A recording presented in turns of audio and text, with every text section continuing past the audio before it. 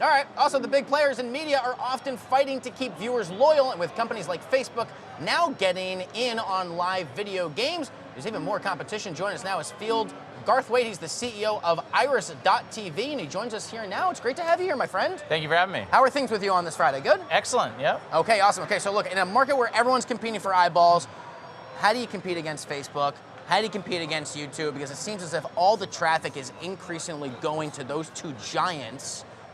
Is there even room for anyone else? How do you stay competitive? Yeah, it's not a zero-sum game, right? So those platforms have a lot of audiences and they're continuing to build, but every media company needs to remember that they own the content and they own the distribution, and they can actually leverage those platforms to their advantage. So this is actually why we created IRIS.TV. We are a video programming platform that we license to media companies and broadcasters globally, and they use us to match the right video to the right viewer in real time. And so we're leveraging the same technology that companies like Google, like Twitter, use to build those large audiences, to do so on the owned and operated platforms and channels of these major media. Well, and how are you able to do that? Because you mentioned you want to do this on their own owned and operated channels, their own apps, their own platforms. How are you able to do that? If the code is obviously everybody's trying to figure out the secret sauce on how they can do that without having to use Facebook at all. Yeah, so companies like Netflix and Google, Facebook have invested hundreds of millions of dollars in this technology. So we've invested tens of millions, and we're experts, and we license this technology. It's AI, machine learning as a white label service to these major media companies. And so I'll give you an example. Someone like Odell Beckham Jr. watching a video about the Giants,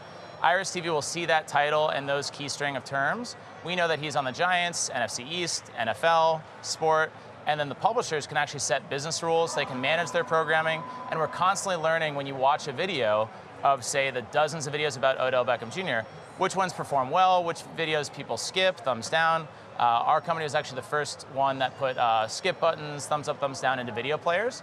And we're doing a whole lot more with interactivity to keep viewers engaged. So while those companies are ahead right now, it's just because this is early in the days of online video, and we're only a decade in. So as these major media companies catch up, they're going to be able to leverage AI and machine learning to their own advantage and take back those audiences. Well, since he's injured, I'm sure he has a lot of time, Odell Beckham, to make a lot of videos. Yeah, exactly. And he better cut down those touchdown celebrations on Sunday, Odell. You hear me? I don't want to see any of that nonsense. Okay, I want to talk to you a bit about Disney's new OTT announcement regarding it's not released quite yet, but it will be, certainly taking all their massive catalog of titles, looking to dump this out into this new streaming platform.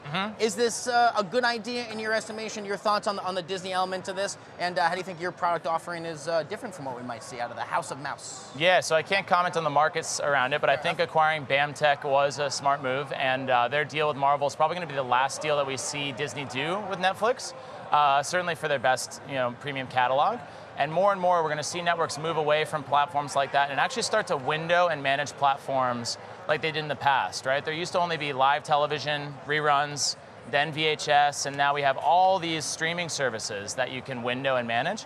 So what we're going to see is media companies like Disney, like CBS, Fox, Time Inc., many of the companies we work with, that are going to use Facebook and YouTube to see what's working, what's not, use Netflix as like training ground, and then capture those audiences back on their own platforms. Now, so many people still use Nielsen as their way to gauge and get ratings and figure out what things are working and what's not. Nielsen, by all stance and purposes, is fairly antiquated in how they get their information. So are you guys also trying to become kind of the new ratings kind of system that can kind of get all the information for a lot of these OTT platforms and a lot of these other companies? So that way, the old way of gauging how things are successful, be it Nielsen or whatever, is kind of this outdated thing that they don't have to use anymore. Right, yeah, so there's a lot of technology companies out there that do purely analytics and ratings. What we look at and what we call our video programming platform is it's not just AI that's doing the decisioning over what video to show viewers, but it's also gathering intelligence. So if you have dozens of videos, say about Trump's new tax plan with the GOP, the video that gets the most views isn't necessarily the best one that you want to actually promote and drive viewers to, right? It's what's driving the most follow-on video views, what's actually getting people to stick around and keep watching. And we provide that data back to our customers so that they can make informed programming decisions. So we like to think of ourselves as a TV research and programming department of the future. And that's kind of where IRIS.TV is positioned in the market. But to clarify something here, you say of the future, but to me it seems as if the rules of the game here are ever so rapidly changing, right? I mean, every day there are new players in the space. Regulatory reform is always changing. What gives you confidence that you can even accurately predict in order to help your necessary partners make the best decisions? I think that's accurate considering we're in the midst of a sea change right now, but this change that's happening today is going to be one that occurs in our lifetime, right? we're not going to see the same changes over and over and over. What's going to happen is, as media companies evolve to these news distribution platforms, they're going to develop strategies and they're going to follow the same fundamentals that allowed them to build massive businesses, whether it was in television, whether it was in regular TV, and with movies and other mediums. There was a fascinating article earlier in DigiDay about how a lot of companies are moving away from Facebook because they're not bringing in newer viewers from Facebook. It's basically the same people that follow and like somebody on Facebook are going to be the same new people all the time, and that a lot of networks and platforms are trying to go to other places, be it Snapchat, be it Instagram, to bring in new people.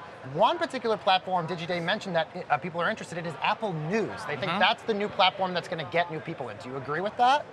I do and I don't, right? So Apple News is aggregating every single news publisher's content, and every media company needs to be careful where their content is going and what they give out to those platforms. So the content you're putting out on Facebook, you don't want to put the same video there on YouTube and Apple News all at the same time.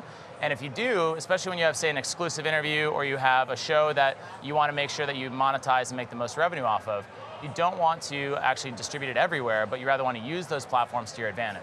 Really fascinating conversation. Field Garthwaite, he's the CEO over at IRIS.TV. Thanks so much for having joining me. us. Always a pleasure. Thanks for joining us, Field.